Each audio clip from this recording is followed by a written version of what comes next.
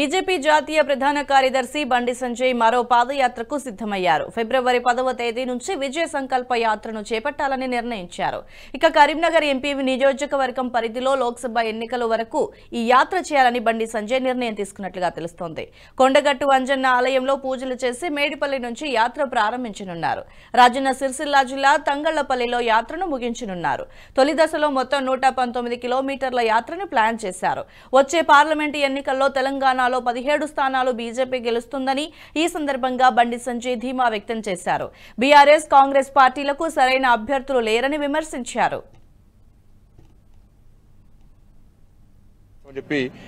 ఎన్నికల ముందే చెప్పడం జరిగింది. దాని తర్వాత అయోధ్య పార్లమెంట్ స్థానంతో సహా అన్ని స్థానాలు భారతీయ జనతా పార్టీ గెలవబోతున్నది.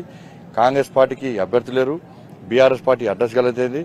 ఆ పార్టీలకు వేస్తే ఫాయిదా లేదని చెప్పి ప్రజలు గమనిస్తున్నారు. తెలంగాణ రాష్ట్రం అప్పులపాలైంది. అభివృద్ధి జరగాలి, నిధులు రావాలి. నిధులు రావాలంటే కేంద్రంలో తిరిగి నరేంద్ర మోడీ ప్రభుత్వం ఏర్పడబోతున్న విషయం వాస్తవం, అన్ని సర్వేలు చెప్తున్నాయి. ఇటువంటి పరిస్థితుల్లో మనం వేరే పార్టీకి ఓటేసి ఎందుకు మన ఓటును వృధా చేసుకోవాలని చెప్పి తెలంగాణ సమాజం ఆలోచిస్తున్నది. సరే, అసెంబ్లీ ఎన్నికల్లో గతంలో ఆలోచించారు. అసెంబ్లీ ఎన్నికల సందర్భం కూడా ప్రజలు నిర్ణయించుకున్నారు. సరే, ఈసారి బీఆర్ఎస్ పార్టీ వ్యతిరేకంగా నిర్ణయించుకున్నాం, కాంగ్రెస్ పార్టీకి ఓటేస్తున్నాం. పార్లమెంట్ లో మాత్రం ఎట్టి బస్సులో భారతీయ జనతా పార్టీ ఓటేస్తాం, మోడీ గారిని తిరిగి ప్రధానమంత్రి చేస్తామని చెప్పి ఎన్నికల ముందే చెప్పడం జరిగింది. దాని తర్వాత అయోధ్య పరిణామాలు కానీ దేశంలో ఉన్నటువంటి రాజకీయ వాతావరణం చూసిన తర్వాత కూడా ఎట్టి బస్సులో పూర్తి స్థానాలు మేము గెలవబోతున్నాం. ఇది చరిత్ర సృష్టించబోతున్నాం. తెలంగాణ వ్యాప్తంగా అయోధ్యను తీసుకురావడానికి ప్రత్యేకమైన ట్రైన్లు వేయబోతున్నాయి. ఇక్కడ బీజేపీ ట్రైన్లు భారతీయ జనతా పార్టీ సంబంధించిన ప్రభుత్వము, ఈ తెలంగాణ రాష్ట్రానికి సంబంధించినటువంటి హిందువులందరూ కూడా అయోధ్య దర్శనానికి పోయేటువంటి హిందువులందరూ కూడా ప్రత్యేకంగా వెసులుబాటు కల్పించాలనే ఉద్దేశంతో ప్రత్యేక రైళ్లను డేట్లను ప్రకటించడం జరిగింది. చాలా మంది మేము అక్కడ పోయి ఇబ్బంది పడుతూ ఉన్నారు.